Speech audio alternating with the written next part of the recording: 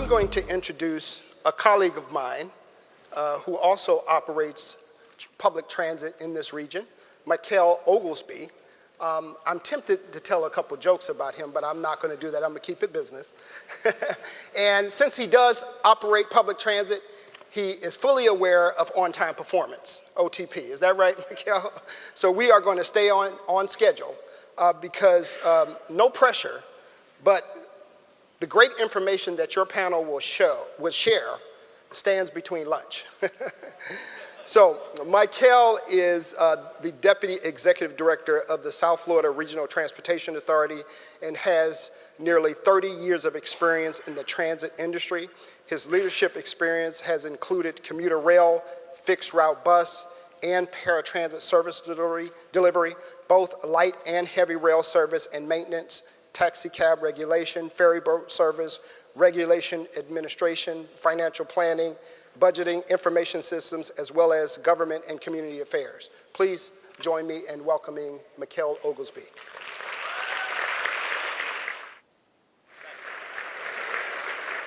Did my mom give you that? That's pretty good. How is everybody doing today? We have an outstanding program here for you. So I'm going to try to get through my part and get these panelists up because we don't have a lot of time and there's a lot of information we're going to be jamming in. So our first, I'm going to just mention the bios and read them off and get them out of the way so everybody can talk. Tony Garcia is a principal of Street Plans Collaborative and leads the firm's Miami office. Anthony's a nationally recognized architect, writer, speaker, and advocate in the field of transit, pedestrian, and bicycle infrastructure. Tony's a co-author of Tactical Urbanism, Short-Term Action, Long-Term Change, and a co-author of Tactical Urbanism. Then next we'll have David Seymour. He is a project manager in 80 cities, an avid lover of all things urban. He has helped coordinate numerous public realm and park revitalization planning studies, neighborhood improvement projects, you name it. And then last, we'll have Kim Wiley-Schwartz. She's an assistant commissioner for education and outreach. There you go. Ta-da! New York City Department of Transportation, and she's worked to make communities stronger and safer in New York City for over 25 years. And as you can see, she's a pretty good dancer too.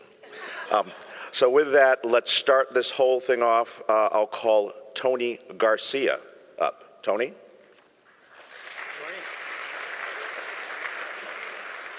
Awesome. Well, good morning, everybody. Happy to be here. See a lot of familiar faces, and some of you may have already seen this presentation or parts of it, so forgive me if I'm boring you. But I am a local. I am from Miami. So where are my Miami-Dade folks? I see some people over here. Woo! Okay.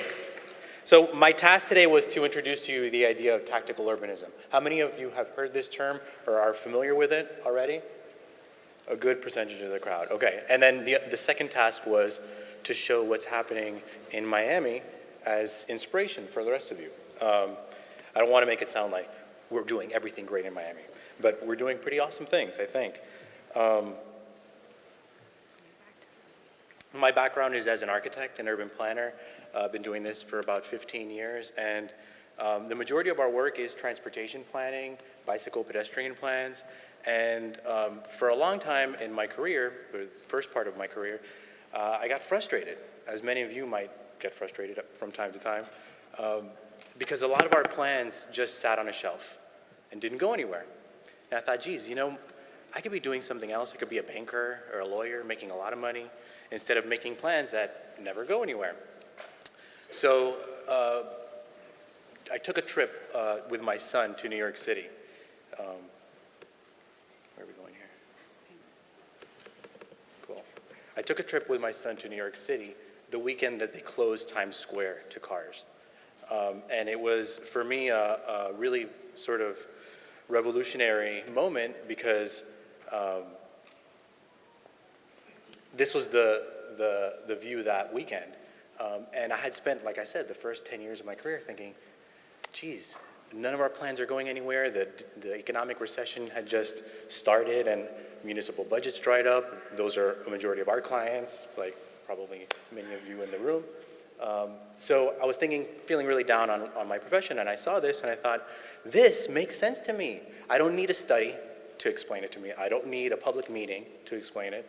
I knew exactly what it was. I lived in New York for a time. I never enjoyed Times Square before this experience. And I thought, this is a public square. And it was done with a bunch of plastic lawn chairs and, plastic bollards. It was a weekend-long test. Came back to Miami, started talking to my business partner, Mike Leiden, and thinking about the history of this project, and we've tracked it since that initial test. As it turns out, there was a plan on the books since the 1960s to make this a reality, the Regional Plan Association of New York State. And they studied making all of Broadway a pedestrian route. Of course, that study sat on a shelf for 50 years until there was somebody with political capital and the ability to champion such a project in the form of Mayor Bloomberg and Jeanette Sedek-Khan. So they did this test for the weekend and iteratively over the course of the next several years improved upon it. So the next test they did was with, instead of Kmart chairs, they did IKEA chairs and they painted the pavement. And all the while they were doing data collection. And not only did they see an improvement in safety for cars, but there was an improvement in safety for pedestrians and bicyclists, and traffic didn't get any worse in Manhattan, contrary to what a lot of the merchants thought initially. So your Merchants Association, the bid there, was the biggest opponent of this plan initially, became the biggest proponent of the plan. They commissioned a study, an architect to do a beautiful vision for this plan, and all the way leading to 2015 when they did the final construction of this plaza. And I like to say that the easiest way of understanding tactical urbanism and how we can apply it in our work as transportation planners and as stewards of public dollars, if we had started with a public design process, the way that we do it with all of our projects, to close Times Square and just do a rendering of it, we would still be talking about the rendering today and the merits of that rendering or not, instead of how awesome Times Square is right now. And that's the power, the disruptive power of tactical urbanism in our work. And in terms of thinking about this moment in our history and where we are culturally, we're thinking about why is this so relevant to us? Why is tactical urbanism and getting things in the ground immediately so relevant? And it's because I think our public process is broken. And I'm not sharing any secrets with everybody in this room. You're all in the industry. When I give this presentation to lay people, I say, I'm going to lift the veil. When we do a public planning process, we kind of know the solution already at the outset. We're there in that public meeting to show you different options, but we have the option that we are really pushing, and that's for any number of structural reasons. We're really just checking a box in terms of public process. And that should bother you. It bothers me. I don't want to just check a box. I don't want to spend $100,000 on a public meeting that doesn't really mean anything. And I think part of that is a leftover of the construction of the interstate system and our necessity to institutionalize public process. But there's a better way of having a public process, and that's what tactical urbanism is. There's also this cynicism about government and what government could do or should be doing, our ability to serve the public in a more efficient and streamlined and effective way. And I think Donald Trump and Bernie Sanders are two peas in the same pod, really. They're responding to that same desire for people to have a greater say in the way that the government functions. And then there's also this technological expectation that we've all been accustomed to. We've been trained at this point. All of our devices go through prototyping and testing. We have the iPhone 1, 2, 3, 10, right? And there's always software updates. When we do these things for our devices that cost us $500 or whatever, $100, but we don't do it for our cities where we're spending tens of millions of dollars. We go through a public process, we go through a design process that's 5 years long, and then spend tens of millions of dollars on a product, like great complete streets redesign, only to find out that some critical element of that project was a colossal failure.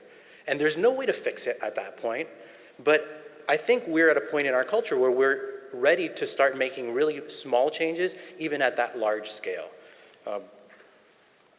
So what is tactical urbanism? As different from something like guerrilla urbanism, where we could all go out in the middle of the night and paint bike lanes, right? Tactical urbanism has a very specific definition, and it goes by any number of names, and it's only really recently that we need to give it a name. We have created cities naturally without the help of a government or bureaucracy since the beginning of time. It's only in the last 100 years that we really are separated from the processes that create the city to necessitate a term like tactical urbanism, but it doesn't matter what you call it. But the important thing is that it's inexpensive. You're using very inexpensive materials. You're not spending tens of millions of dollars. You're not spending a whole lot of time to do these projects. Very short term. It could be a day, it could be a month, it could be a year. And you're working from existing plans, and I think this is really important for my MPO folks and all of us planners. We don't want our plans to sit on a shelf. The purpose is not to undercut the existing planning process, but to get those plans out in the world. So it's not about just going out and doing things ad hoc, but about looking at all the work and the investments that have been made in planning documents and saying, you know what, this is a really great idea. Let's go and test this. And finally, building social capital, having a meaningful, transparent, flexible public process where people can help in the production of the cities that they inhabit, rather than us deliver a product to them and say, what do you think? Was that worthwhile? Was it a good investment? And fundamentally about putting placemaking back into placemaking. And this is a project I love to show with my West Palm Beach partners here. I see Chris Rug. This is a project that came from a tactical urbanism workshop funded by the Knight Foundation. We worked with a group of high school students and city staff over the course of maybe 6 months to produce this. And you could see this right down the street. This was done over the course of a weekend for about $15,000. If a municipality or a county government or a state government, if ever that would happen, if they were to do something like this, it would be hundreds of thousands of dollars, years, committee after committee, to make this happen. You don't need that. You can make beautiful and safe infrastructure immediately with people who are not even of legal age to drink. Think about that. And I mentioned this before, you gotta make your plans work for you. I think one of the things that we're doing in our practice that should be institutionalized in all of our practices is don't go for the master plan that is your 30-year vision. Do the 5-year plan. What can you do today? And we did this with Miami Beach to great success. We showed what they can do today with their existing pavement widths, and then how they can retrofit that, and then how they can move forward in the future with permanent, beautiful infrastructure. Instead of just saying, this is the permanent condition, aspire to that. So break down your projects into smaller increments and put it in the master plans. I'm not saying not to do master plans, but to do them better. So here's what that process looks like as a diagram, and this is really adapted from product design.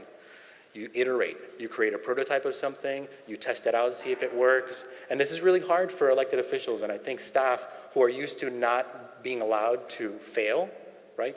This project has to be a win, it has to be a hit. But if you set expectations at the outset that things are gonna fail, when you do these projects, I'm telling you right now, things will go wrong. So tell the mayor, tell council, and tell staff. This is gonna be, elements will completely fail, utterly, crash and burn, and that's okay, because that tells us what did not work with that process. To date, we've published many open source books on the subject, and they're all available at tacticalurbanismguide.com. I think one of the key parts about this is that it's open source. You can do it. Anybody can do this work. I like to say a 5th grader could do this work. I take my son to these projects when he doesn't have school, and he works on them. We had Patrice's son working on a project that I'll show you in a moment over the course of Veterans Day. Anybody could do this work. So why use tactical urbanism? It's a way to widen your public engagement, test a program or a project before you actually make serious investments.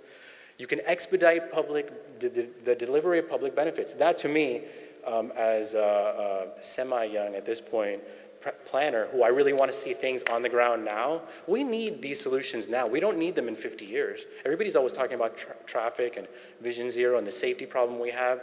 Those things need to be addressed today, and this is the manner in which we can address them. Not to say you don't need your long-term capital, but there's a way of doing it right now. And then allow people to physically experience those design alternatives. Rather than show them a rendering in a public meeting where it's their opinion versus yours, or the engineer's opinion versus yours, seeing is believing, and being on the ground and seeing the actual results of something, it's very hard to argue. So I want to talk about one specific project in the time that I have left that we've kicked off last year with the Miami-Dade County Transportation and Public Works Department called the Quick Build Program. This is really a way of institutionalizing this process at the top level. A lot of you have probably seen tactical urbanism projects that are bottom up, right? Your citizens, your neighborhood associations love this approach because they just go out and do stuff. But we really want to see this scaled up, right? You can have a major impact with your transportation plans and projects if you are doing a lot of little things at the same time. And the only way that's going to happen is if it comes from the top down. And arguably, examples like the Times Square example didn't happen because citizens went in the middle of Times Square and closed it, right? You need political champion and that top-down effort. So right now, if you go to the Miami-Dade County website, you'll see something like this talking about tactical urbanism. I don't think that they knew what they were getting themselves into when I approached them with this opportunity, but we're knee-deep now, no, not neck-deep yet. And so the project started with a grant from Transit Center, and it snowballed with the Night Cities Challenge and Miami Foundation, and we've gotten money from several different sources, almost to the tune of $400,000. The majority of that money will go towards actual physical materials, paint and bollards and different materials to make improvements to the street. And we started with a marketing campaign on the transit line that asked people, what do you want to see? We opened up a contest in January of last year to everyone, countywide, had meetings all over the county. This is a really daunting thing because Miami-Dade County is pretty large. And what we were looking for were transportation projects related to transit, even tangentially related to transit. Public spaces around transit stations, improvement to bus stops, bike lanes to transit, crosswalks, easy, right? You should be able to do crosswalks relatively easy. And so there you see the Metro Rail car with our poster. We had an incredible response, 68 applications, and some of the criteria for the applications, if you're thinking about doing something like this. If it was a municipality, we said you had to have a community group apply with you, and vice versa. If you're a community group or a citizen, you had to talk to somebody in the city to see if they were interested in doing this. So a letter from a city council person or a mayor or a city manager. What they would get from us is technical assistance, helping them to actually do the work, and also we would procure the materials for them. We selected 18 projects around Miami-Dade County. We are not going to get to do all 18 projects. So we go into this with the understanding that we're testing this out. One of the main goals of this project was to really push the envelope in Dade County to get them to internalize this process, think through issues of liability, permitting, traffic control, when it comes to these shorter term projects. And Miami-Dade County doesn't have a whole warehouse of cones, for example, the way that municipalities might. So there's a lot of really sticky issues that we've never dealt with at this scale that we're confronting through this process. And also to get them to think about protected bike lanes and other types of infrastructure that are common around the country, but which we still have not adopted as a standard. And that is a problem. That's part of what we're trying to do with this project. So I'm going to go through a couple of these projects because we've only actually implemented 3 of them. We initiated the project cycle in September, and since then we've only done 3. And that just tells you we kind of ground to a halt. We were going to do at least 1 or 2 per month, and we started off really strong, and then we got involved in the bureaucratic slowness and red tape of Miami-Dade County, and now that's what we're working through. But we were able to implement, the first project was called Plaza 98. It was with actually Patrice and a group of local stakeholders in Miami Shores. And it was on 98th Street, right in their Main Street area. They wanted to convert it into a plaza. It's not dissimilar from the Times Square example, completely different context, but a public space made out of the middle of the street. To be closed occasionally for monthly events. So there was a design done by a local architect, Joe Clark, who did a great job with working with us to iterate these types of projects. And at first the county, when they saw this, they kind of like mind blown. How are you you're gonna do what to the street? You're gonna paint all these bright colors? FHWA says this, and we say this, and we can't do that. And we only got approval to actually do the work the night before the event.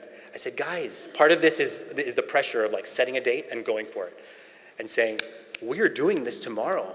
you need to give us the approval. So the way that we got that approval, just so for everybody's knowledge, we never got final approval from Miami-Dade County. They just said, if the city of Miami, the village of Miami Shores is willing to take on the liability, then fine. But we're not going to be involved in terms of the approval process. So this is what that looks like in the real world. That's how it is, and it includes hanging lights. And I think a big part of this is that there was a drawing that predicted this, right? This is not just an accidental thing. My background and our firm's background is as new urbanists.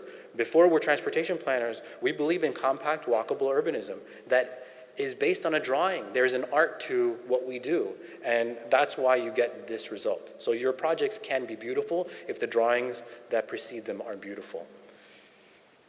And one of the most successful aspects of this is the monthly programming, and I think based on what I've heard recently, it was only supposed to be a short-term programming activation. It's actually going to be extended for the next several months, right? Another one of our initial projects, the projects that we were actually able to get off the ground, were signage projects. This was a person who uses the trolley every day, a citizen, applied for this project. And so we chose the City of Miami Trolley, which is a really great project, transit route in the City of Miami, but it lacks signage that really coordinates between the Coral Gables Trolley and the City of Miami Trolley, and to really tell you where you're going, like what are the destinations around you. So we went out and deployed these. Again, when it comes to approval, I was trying to create an approval process. Presumably I wouldn't really need to get a formal permit for something like this, but we went to Miami-Dade County and said, guys, we want you guys to review this and give us approval. And they said, well, you know, here are the highway signage standards that say the colors and the fonts and the sizes. And we were like, these are pedestrian signs. They are not highway signs like you would find on the interstate. You're not getting it. You're not figuring it out. We just went and did it without approval. And there you see William putting up the signs. We've got a great response from these as well. They're in English and in Spanish. And the point of this all is also to get evaluation, right? It's not good enough to just put the infrastructure out in the world, but to have people tell us, this is not working. I don't understand exactly what you're trying to say. This is not clear. Or, you know what would be even better if you did X. Here's another signage project. This was a pavement decal project in the Little Havana, where we're showing people how to get to different points in Little Havana using the bus system. Our bus system is incredible. Metro-Dade buses is pretty awesome, and it goes everywhere in Dade County. Most people don't know how to get around because our bus map looks like this web of lines and little dots. So we made interesting graphics that were straightforward and not only gave in English and in Spanish information about whatever cultural institution we were talking about, but also how to get there and to other destinations on Metro-Dade buses. And these are the same types of decals that you find on the buses themselves. We use the same company. You have to wrap it up. I have to wrap it up. Okay, wrapping it up. Here's our next project that we were looking at. We wanted to do for next weekend. We're still getting approval, and I'm wrapping up with this one anecdote. The approval process for this has been really difficult. We've got a buffer in an existing bike lane. This should be really easy to add protected bollards, right? Miami-Dade County Traffic Engineering Department says, well, what if somebody hits those bollards? Those are going to be projectiles, and they're going to hit a cyclist. That's a real comment I got. And I said, well, what about if that car actually hits a cyclist? That's the whole purpose of the bollard. So we're still working on this one, still working on it. We're doing asphalt art projects and a really exciting project, a dedicated transit lane on Beacon Boulevard. I think this one has the chance to be transformational because when we talk about our larger scale planning projects, our SMART plan, we don't have to spend billions of dollars on a SMART plan. Let's start taking lanes now to get the transit in the ground now with buses, it's fine. And then we can make those heavy duty investments iteratively as we go on. So, biggest challenges so far, entrenched engineering culture at the traffic division. Painfully slow bureaucracy and lack of coordination. Biggest successes, working with the municipalities to bypass the planning process. She's waving like crazy. I didn't see you, I'm sorry. That's it. That's like an hour presentation in 15 minutes. Right, great job, great job. I'm sorry. We have, each person has 13 minutes. I know you didn't get the memo, but up next we have David Seymour. Right, David? Come on up. All right, so good morning, everyone. I'm really excited to be here today. I'll be speaking to you a little bit. I'll be building off some of the things Tony just talked about. I'll be speaking about engaging tactical urbanism, how community engagement and tactical urbanism really need to be working together in order to create lasting, long-term change. So as mentioned, my name is David Seymour. I'm a project manager with 880 Cities, and we are a nonprofit organization based in Toronto, Ontario, committed to the transformation of cities into places where people can walk, bike, take public transit, and visit vibrant parks and public spaces. Our founder, Gil Penalosa, based our organization on the 880 philosophy, which is a really simple but powerful philosophy that says that everything we did in our cities was safe, accessible, and enjoyable for an 8-year-old, and safe, accessible, and enjoyable for an 80-year-old, we'd have healthy, inclusive, and vibrant cities for all of us. And that's the philosophy that underpins all of the work that we do. Now, I myself actually trained as a professional actor. I had a very brief and unspectacular acting career. You can see from this image why it was brief and unspectacular. But it was actually a few years back when I went to a panel event and I heard Gil speak about that 880 philosophy that I realized that what I wanted to be doing with my life was working in the public realm around issues around transportation and equity and inclusion. And that night I heard Gil speaking a lot about unconventional engagement. And my first thought when hearing that is, what is unconventional engagement? So cities tend to have a pretty standard model and template for consultation when they go out to the public and talk about new policies or changes they want to make to streets. And it usually goes something like this. Let me set the stage for you. It's 7 p.m. on a weeknight at City Hall. And members of the public come in and they're whispering how they're worried and concerned and angry. And then someone from the city gets up and talks a while, and people listen, looking worried and concerned and angry. And then the floor is opened, and members of the public come up and they talk about how they're worried and concerned and angry. And then that goes on for 2 hours, and everyone goes home still feeling worried and concerned and angry. And then they wake up the next morning and send an email to their elected officials saying, I am worried and concerned and angry. And that's kind of the whole conversation. So the problem with that is that these, actually let me just ask, how many have ever been to a consultation that looks like that, what I just described? Okay, so I'm seeing a lot of hands out there. Now, how many have ever been to a consultation that looks a bit more like this? I am seeing no hands out there. And that's not a surprise. Those traditional consultations never really have people smiling, and they very rarely reflect the diversity of our communities, right? So what I want to be talking about is that this traditional mode of consultation doesn't really get us the tactical urbanism we want and we need in our cities. And I'm going to talk about how small changes to our engagement processes can lead to much better results. And I'll use a couple of examples that sort of illustrate how that works. So the first one's called Macon Connects. It's from a town of 100,000 people called Macon, Georgia. It's a couple hours outside of Atlanta. It's got a really great music history. Little Richard, Otis Redding were both born there. So if, like me, you like kind of jukebox rock and roll, it's a great place to visit. And the city leaders from Macon came with us on a study tour we organized to the city of Copenhagen, Denmark, to learn how that city approaches public life and the public realm. And the things that the folks from Macon really connected to was the cycling culture in Copenhagen. I don't mean just the cycling infrastructure, I mean the culture of cycling, and the way in which communities there have embraced cycling as a way to build greater social connectivity and social inclusion in their city. And the folks from Macon really wanted to bring some of that home with them to Macon and create a sort of Copenhagen, if you will. Now, Macon itself is a very car-centric city. 95% of people commute to work or school via their car. So that's the context that they're sort of working in when they created Macon Connects, which was a collaboration between the city, the county, ourselves, and a few other partners. But we knew before we could start drafting any plans or getting any shovels in the ground, we had to get the community engaged and excited about cycling. And we knew that any time any conversation about changing streets happen, we get people come out and say, how dare you touch my street? People have an incredible connection and sense of ownership over their streets in a way that they almost don't have with any other public space. And we knew to get people excited about cycling culture in Macon, we weren't going to do that if we only talked to the people who come out to those traditional public consultations. And we also knew that we weren't going to do it if we only talked to the people who are already cycling. We had to connect with people who could be cycling and aren't.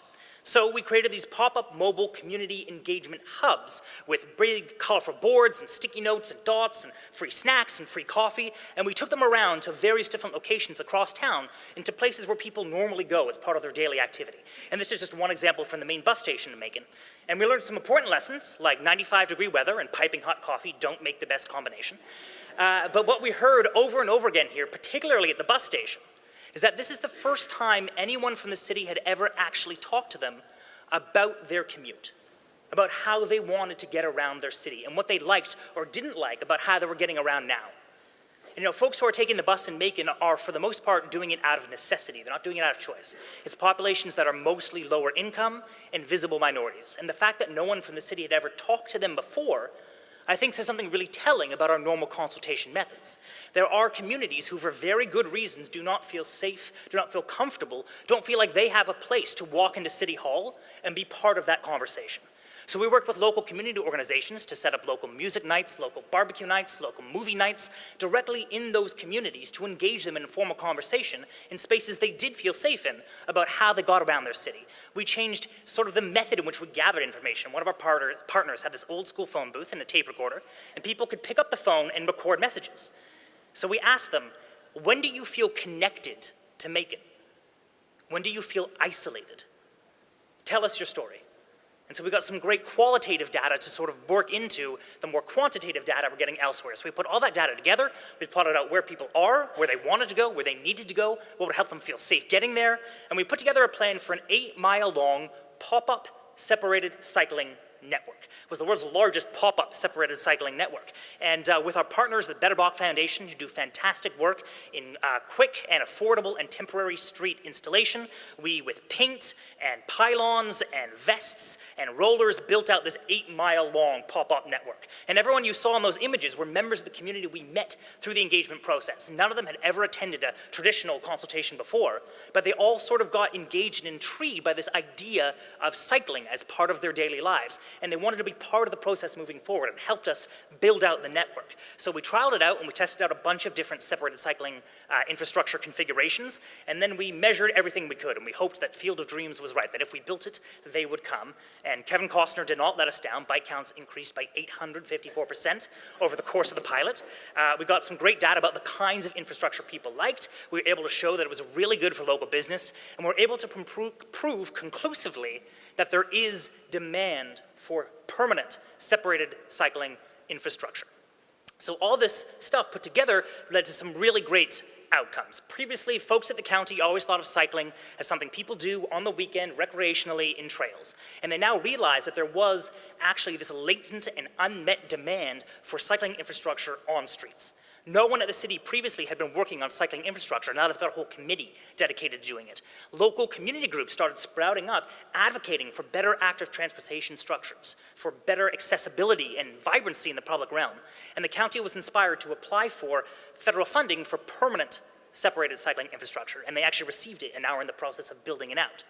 So just to quickly go over sort of the 7-step process we took with this project, and kind of we usually apply it to almost all of our tactical urbanist interventions, starting off with that engaged and excitement. Make sure what you want to do is something the community is interested in seeing, is something they'll be excited to see, and something they'll have your back on when you run into problems. Then analyze what you've heard in the community, prioritize what it is you want to test out, what your desired outcomes are, and how you're going to measure those outcomes.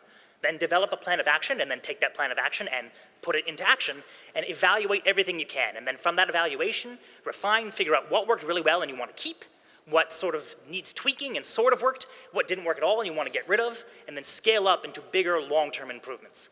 And in our experience, it's that first phase, the engagement and excitement phase, that really will make or break the success of your project. And really, that traditional consultation method, to go back to that, the structure of it really enables voices from people who tend to be able-bodied, middle-aged, affluent, and not all that diverse. And it tends to encourage emotions like anger and opposition, or failing that, boredom, or most of all, apathy. Our traditional consultation methods are not really getting us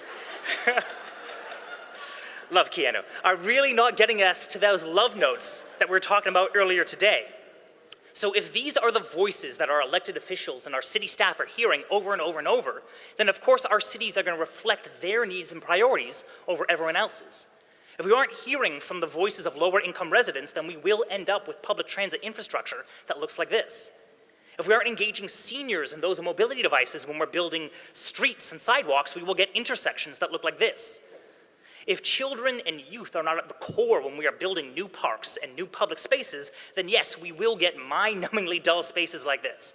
So I think as we move forward and talk about how to improve our public spaces and work with tactical urbanism, we need to realize that if we want activities in our public realm like this, if we want tactical urbanist interventions that are playful like this, if we want streets that are safe and fun like this, then we have to put in the work so that our engagement actually does look like this. So just quickly, the ways in which we can do that is we have to start with the people. We have to really go with the Little Mermaid and take it out to our parks and to our festivals and to our senior centers, to our bus stations, to our street corners, anywhere where people actually are. That's where engagement needs to go. And I think I'm really short on time, so maybe I'll just wrap it up there. So thank you very much.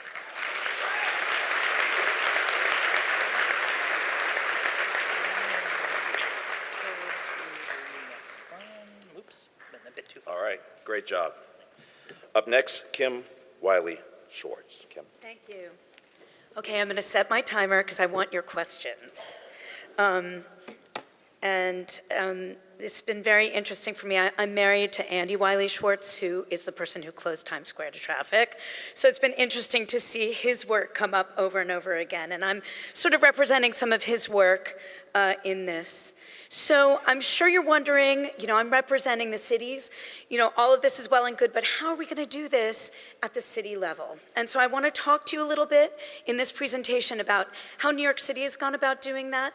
We have 6,500 miles of streets. How do you take these ideas and make an impact in every community? So we adopted this tactical urbanist. These are our street ambassadors. We actually have 12 individuals on our staff full-time who go out and engage with people. And the most important thing that we do is establish problems. We really have to talk to people in New York about what worries them and establish what's going wrong in order for us to come in and fix them. Because otherwise, people in New York really feel like we are telling them that there's something wrong that isn't.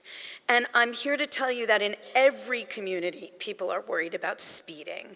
Even on Staten Island, where everyone drives, when they're not in the car, they say everyone else is speeding.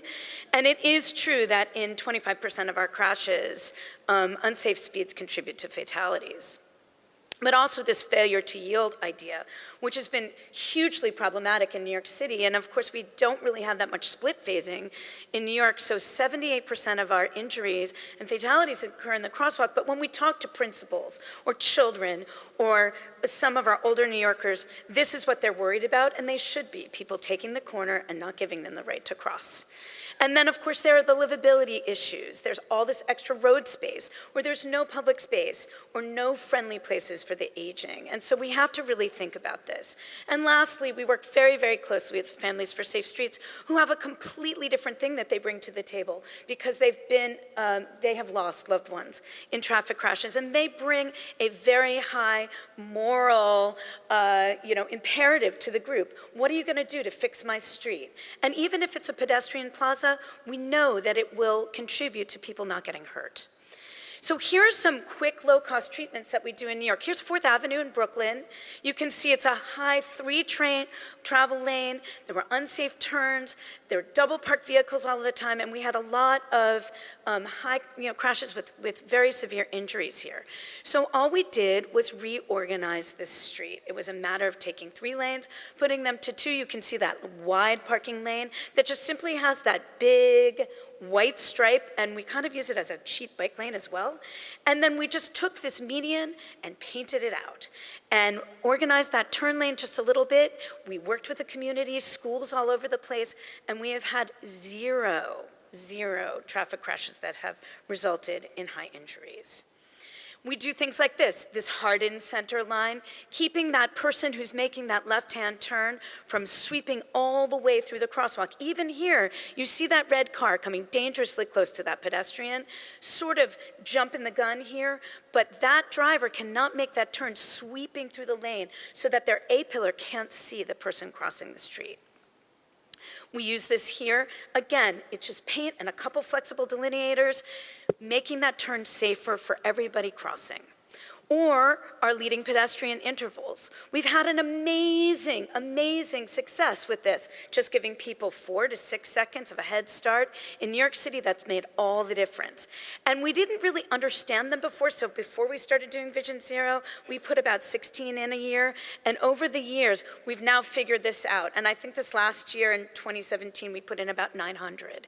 They are making a humongous difference. I know you saw Leah earlier say, we've had a 45% reduction in pedestrian fatalities, leading pedestrian intervals. They really don't cost you anything. So this is my favorite new thing, which is our rubber, I've lost the word here. You know this, rubber median. And these can go in and they can come out. This is my neighborhood one. We took it out for the marathon. We put it back in after the marathon was over. It's low cost and it's easy to move in and out. And this has made a huge difference. Look into rubberizing your medians. We have street seats, of course. That's a program that we do all over the place. They're easy, they're low cost. And city benches. Now, why do city benches matter? Well, in New York City, people never really had enough of a place to sit. And so we put them in, there's 2 different designs. There's the backed, and there's one without a backing that we usually use at bus stops. And this creates trust, right? We put these city benches in places where before nobody had any place to sit. Then you go into the community and you say, you like sitting there, right? Well, what if we closed the slip road and we thought about making this area bigger and everybody could sit in this pedestrian plaza? And we build trust, and this is easy. Your city can put them in. We put in only 1,500 in our huge city, and it's made a world of difference to people understanding that they can use their streets differently. This is one of my husband's public plazas. This is Diversity Plaza in Queens, and I just wanted to show you what this looked like before we put it in any other way. See that giant granite block? That's something we had leftover salvage from, I think, one of our bridge projects. We just take our salvage blocks, we move them to these places to protect people from vehicles, and we put out the furniture, and once you put it down, there's no turning back. So I also want to show you, because I know lots of you are from municipalities, some of our in-house treatments. Now, what we discovered is that if we use our sidewalk crew just to put in basically sidewalks, but make medians and reorganize things ourselves, not a capital project, not waiting for something big to happen, we could do it overnight and make a huge difference. So as you can see here, this is a very badly organized intersection. Nobody has any idea where to go, and it was very dangerous for people. And so all we did was take our sidewalk crew and put that giant median in the middle and organize that left-hand turn, putting in high visibility crosswalks, and it makes all the difference. The same here, this is Park Avenue, where people literally couldn't figure out where to cross. All we did was build out a small median with our sidewalk crew, and it made all the difference in the world. And you can see some flexible delineators down.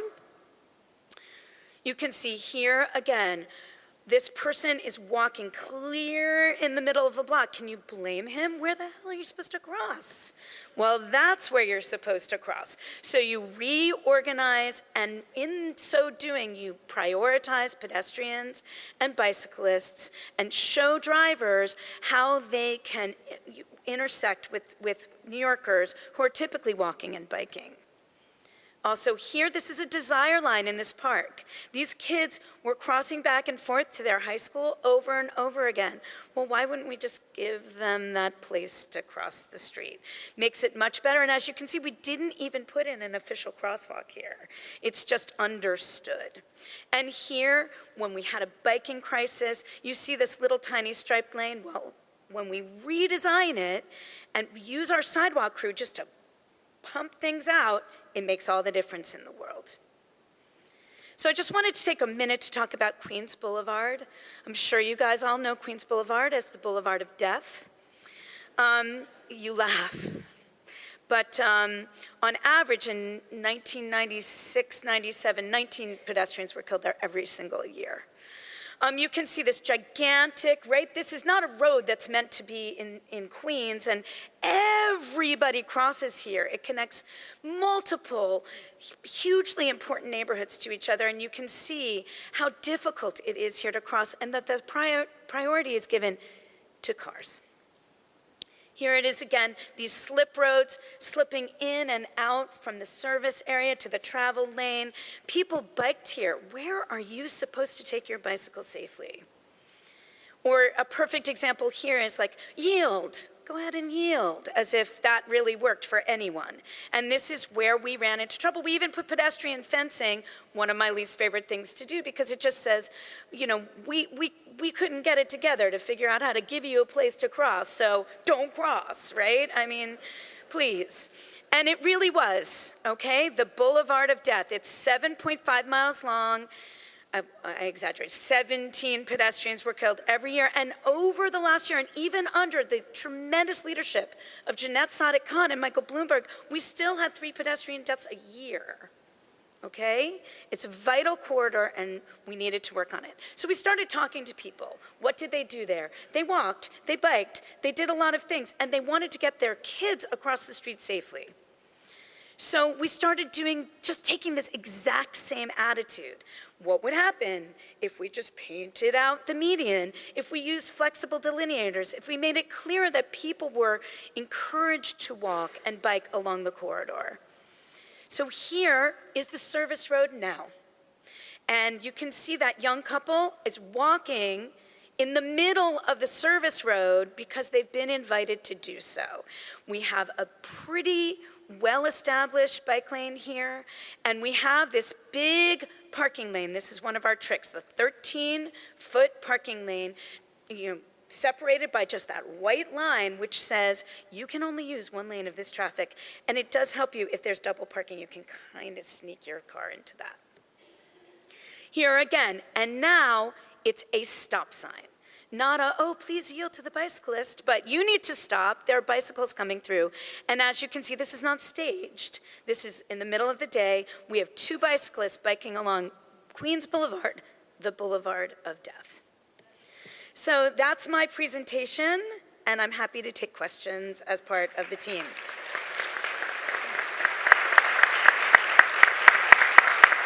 Fantastic. Test. Fantastic, great information. The Boulevard of Death. Yes, sir. Sounds like a movie or something, right? Okay, well, we have time for 5 questions. 5? Got it. We have time for 5 questions. Raise your hand. There's one right there. Microphone's behind you. Thank you. Many of the critics of bike lanes and pedestrian facilities say that it's not realistic to expect people to commute to work in this harsh environment, climate, during our summer times when it rains a lot and it's hot and humid. What do you say to them? So, yeah, sorry. I think that's ridiculous. There are harsh climates all around the world, and people walk all over the world. In New York City, it gets freezing. All over the country. Really hot. And really hot. And it rains everywhere. We're not unique. There's nothing special about our region that is not the same as everywhere else in the whole world. So weather, specifically with regard to weather, we can address that with street trees, awnings, and sometimes, you know what, you're going to get wet or it's going to be hot. It's not that big of a deal. There's a project we worked on in a small town of Cochrane, Ontario. It's as far north as North goes. It's negative 13 Fahrenheit today. We worked with them on a bike share program, cycling infrastructure. If they're biking in weather that cold, folks here can bike in weather as warm here. That's it. Very good. Next question. Raise your hand. Raise it high. This way. Hello, everyone. My name is Malcolm Moyes. I'm a planner with the City of Miami Gardens. And one of the questions I want to ask is that all of these ideas are perfect. However, how do you implement this when you have a place like South Florida where this road is maintained by FDOT, this one is the county, this is the city, this one is an association? It's very difficult. You have to go through so many hoops and so many different things just to get a simple project. It'll be easy for us to just go to Home Depot and get a gallon of paint and paint a strip, but like I said, the process is hard when you have so many. It's a huge puzzle and you have to get approval by each piece of the puzzle. So how do you implement this, like the things that's on Queens Boulevard, in a timely manner to try to get it done? I'll take that. In New York, we negotiated a lot of our state-owned streets. So we are willing to do the maintenance and pay for them. And so that gives us jurisdiction over them, although the state technically owns them. So we have One Ocean Parkway in Brooklyn. We lowered the speed limit to 25 miles an hour. It's a city speed limit, even though it's a state-owned street, which one of the state assembly members figured out recently and tried to raise the speed limit back up to 30 miles an hour because he's angry that he can't speed through the neighborhood and hurt children with his vehicle. Sometimes if your city is willing to take on the liability, the maintenance, and the cost, you can use that as a bargaining chip. Yeah, and I think one thing that we're noticing through the Quick Build program is when the cities are willing to take the liability, that's the big key. So if the village manager or the city manager is willing to say, you know what, Dade County, we're willing to do this, then there's more flexibility. The state roads is a nut that we still haven't cracked yet. But I think through this process, I've talked to them and they're starting to confront that because they don't even have a process for how to deal with these sorts of requests. The Quick Build or the art crosswalk murals, they're like, we wouldn't know how to permit this yet. So I think you start with your local roads, the ones that you control, as the first place that you go, and then the county roads are second to that, and try to work it out with them by accepting liability.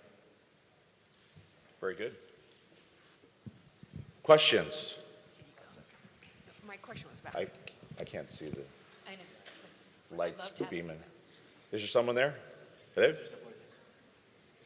you see someone? Oh, come on.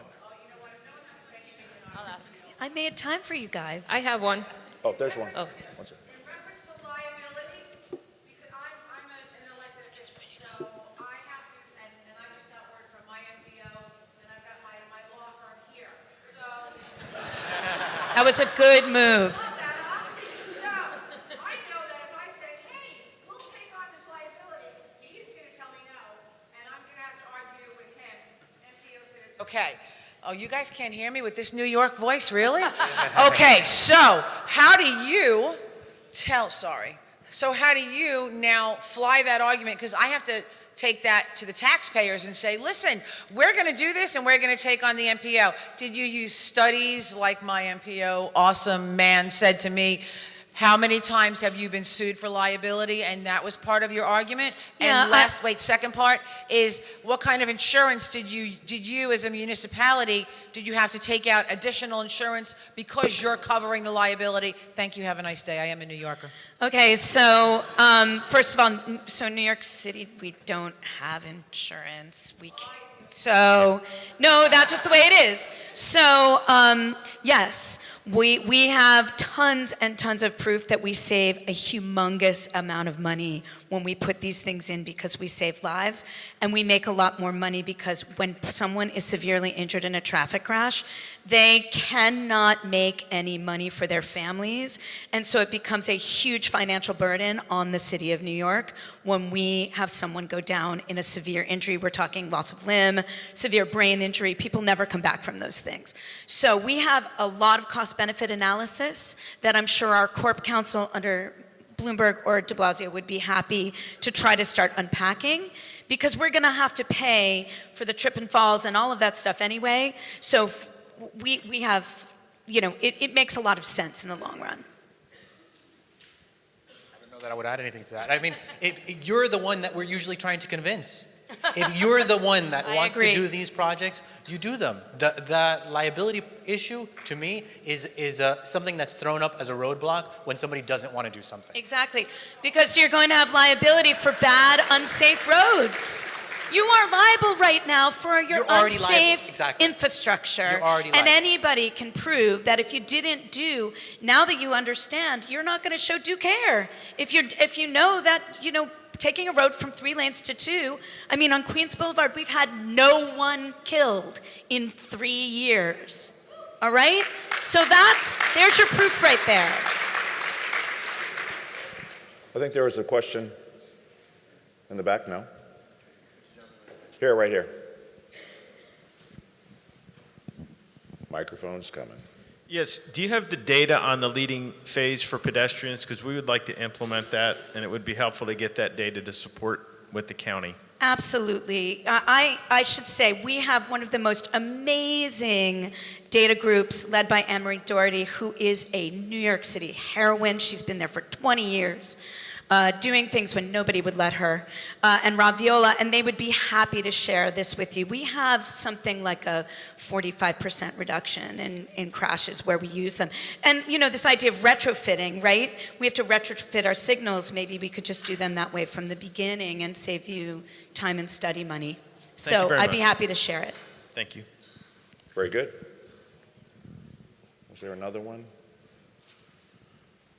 I'm going to start picking people if you don't. I see Commissioner Abrams back there. I might pick on him next. Commissioner, how are you doing? Did you have a question, sir? No? Okay. I'm going to pay for that. That's my boss. So I would love to know, beyond the engagement strategies of dot surveys and those big poster boards, have you guys seen or been a part of any really cool, unique community engagement strategies to get input from the community? Oh, well, I mean, I just think that if you work with kids, administrators and parents, that's where you get your best work. So, I mean, there is no principal who's not worried about their kids getting to and from school every day. And so, you can go out with speed detectors, you can go out and look at car counts, you can go out and do all of that stuff. And I think when you leverage your schools in every community, it's a remarkable place to start the community planning process. And building on that, I think play is an incredibly powerful and underutilized resource when it comes to working with communities, working with parents, and working with schools. I mean, I think when it comes to engagement, you are asking people to donate their time and their energy and their effort. So if you in return can give back something, whether it's play or whatever it might be, as a response, you start to build a larger community conversation about where they want their city and their streets to go. And I think building that vision through engagement is what leads to all the fantastic long-term changes. Oh, I mean, I was going to build on that. We use games. I mean, there's something called 2510 where you can work with a group of people, small group of people, to crowdsource their ideas. And then you have to, so you pitch an idea to somebody, then they write down your idea, and they have to go to another person to pitch your original idea. And then you score the idea. So the ideas make their way around the room, and at the end of the session, we'll say, okay, who's got a 25? That means that idea was scored by random people very high, and that means that the crowd thought that was a really good idea. And also, you have to pitch somebody else's idea. You have to understand it well enough to say, okay, this is what I have to explain. So it's a way for educating people and also soliciting the things that people want and depoliticizing my idea. That's what I want to happen. Very good. I think we have time for one more question in the back. There you go. Hello, everyone. First, I want to say thank you to New York City DOT for being superheroes in capes. Yeah. Right? You've emboldened so many of us all over the nation. As a practitioner, as an urban planner or an engineer or even an advocate, working to help our local agencies adopt a lot of these more progressive approaches and better and safer approaches, is there a clearinghouse where we can go and find that data and those budgets and those before and after studies that we can bring to our decision makers and our doubters and say, here's how it's worked in other cities? Well, of course, you have NACTO, and NACTO will give you all of everything, written, and that was led by Jeanette Sadekhan for all the years that she was in New York, so you have that. For us, we keep a lot of our data in the public-facing at nyc.gov/Vision 0, and that's where you can kind of see where the projects are, where the crashes are, where the outreach goes. But in terms of all of that stuff, I mean, we put a lot of our documents on our really governmental website that it's hard to find things on. But we love to talk about what we're doing, mostly because when we engage with other people, we learn from you. And so once we meet you, we can ask you the questions if it's a two-way street. So there's lots of ways to get in touch with us. And, there's my email address. Please use it. That it? You want to comment? All right, well, that concludes our session. Let's give them a round of applause. Our panelists are incredible.